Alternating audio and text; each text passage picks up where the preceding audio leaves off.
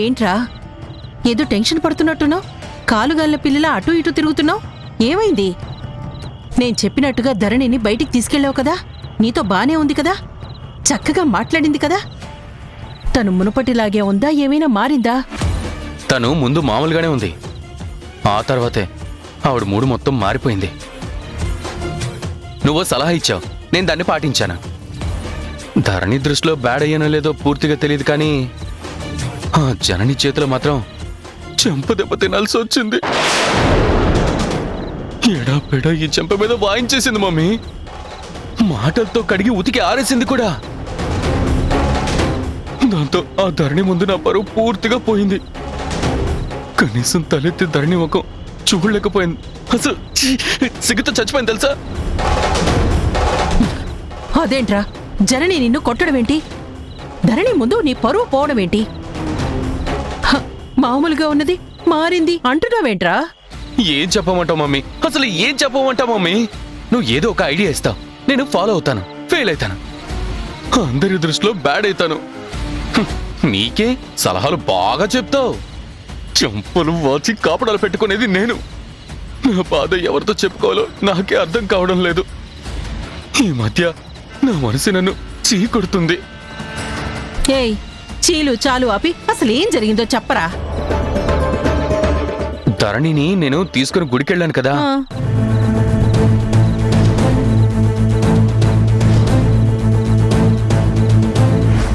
మళ్ళీ నా కూతురుతో ఫ్యూచర్ లో కనబడితే మాత్రం ఊరుకునేదే లేదు. ఏంటి నువ్వు నన్ను బెదిరిస్తున్నావేంటి?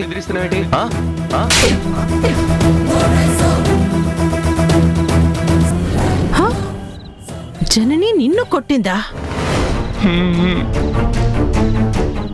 అయినా నువ్వు దాన్ని తీసుకొని గుడికి ఎందుకు వెళ్ళావరా? నేను నిన్ను గుడికి వెళ్ళమని చెప్పానా? అలా సరదాగా బయటికి తీసుకెళ్లి సరిచేసి నీ ట్రాక్లోకి తెచ్చుకోవాలి అని చెప్పాను కదా. కానీ గుడిలో కోపురాలు తిప్పుతున్నావారా? ఛీ, అసలు ఎవరిని ఎప్పుడు ఎక్కడికి తీసుకెళ్లాలో అది కూడా తెలీదారా నీకు?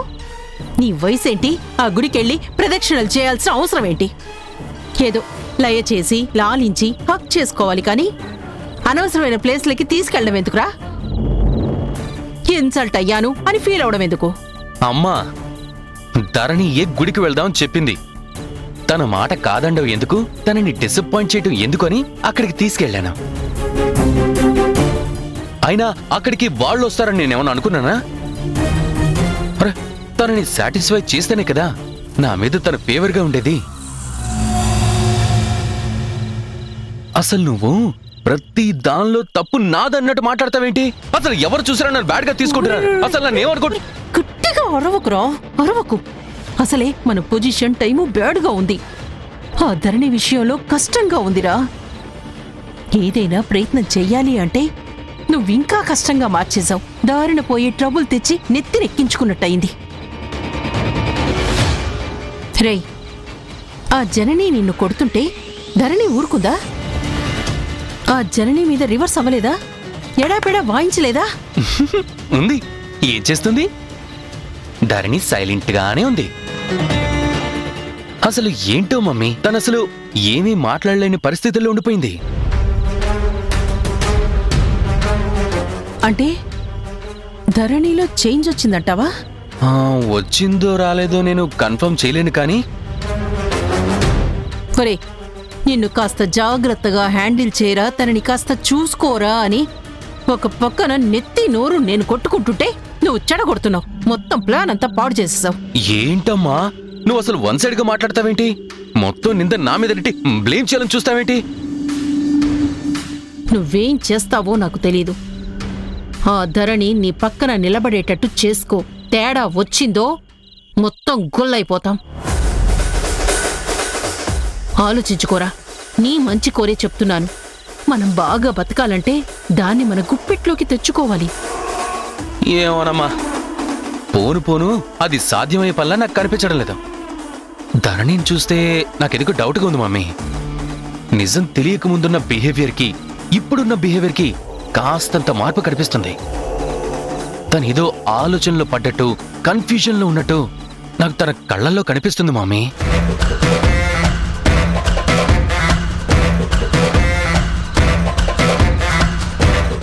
అరే, ధరణి కన్ఫ్యూజన్లో ఉన్నప్పుడే డైవర్ట్ చేయాలి. జనని నా తల్లి అనే సాఫ్ట్ కార్నర్ ధరణిలో ఏర్పడకముందే రూటు మార్చాలి. అదంతా బ్లఫ్, అబద్ధం, కట్టు కదా. వాళ్ళు మన పెళ్లి చెడగొట్టడానికే ఇవన్నీ చేస్తున్నారు అని నమ్మకం కలిగేటట్టు నూరి పొయ్యాలి. ధరణి నమ్మిందో మన కౌంట్ డౌన్ స్టార్ట్ అయినట్టేరా. మన బతుకులు పాతాళంలోకి దిగజారిపోయినట్టే. చెరో చిప్ప కొనుక్కుని పెట్టుకోవడం బెస్ట్. చూడ్రా, మన పొజిషన్ ఇలాగే ఉండాలంటే ధరణిని నీ గ్రిప్లోంచి మిస్ అవ్వకుండా చూసుకో. Be careful. అలాగే మమ్మీ.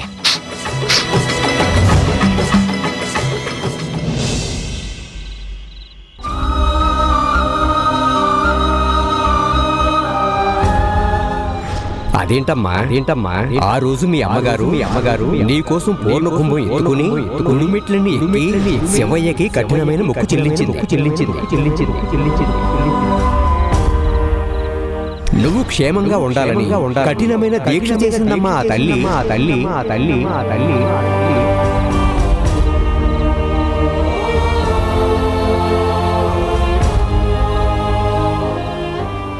అసలు నేను ఇప్పుడు ఎందుకు ఆవిడికి ఫోన్ చేయాలనుకుంటున్నాను? ఆ పంతులు గారి మాటలు, జనని మాటలు నా మీద పనిచేస్తున్నాయన్నమాట. అవి నిజమనే ఆలోచన నాలో బలపడుతుందన్నమాట. ఫోన్ చేసి అమ్మ అని పిలవాలా, జనని గారు అని పిలవాలా? నిజంగానే నా కన్న తల్లి అయ్యుంటే జనని గారు అని పిలిస్తే చాలా బాధపడుతుంది కదా.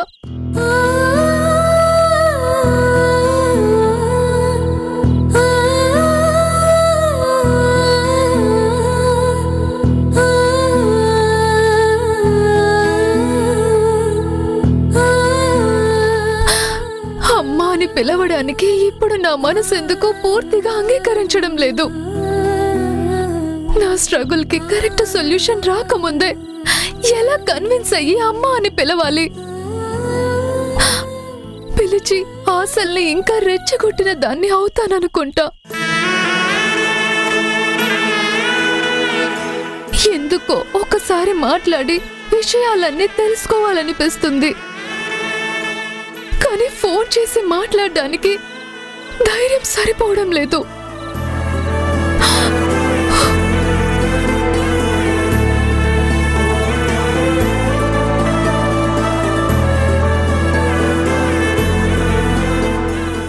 అక్కా, ఏంటక్కా అలా ఉన్నావు? ఏం జరిగింది? ఏం జరగడం ఏంట్రా? ఇవాళ నన్ను ధీరజ్ గుడికి తీసుకెళ్లాడు. అక్కడ